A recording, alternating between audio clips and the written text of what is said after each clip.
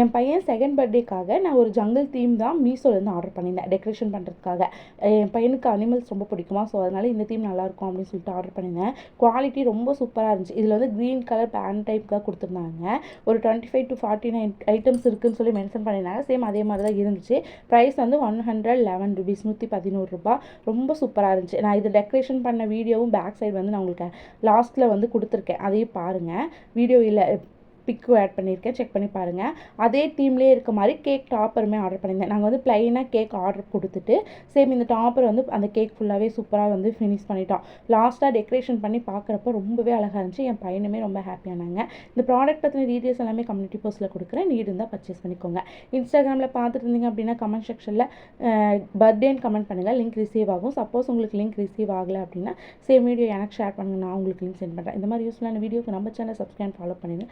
Thanks for watching our channel.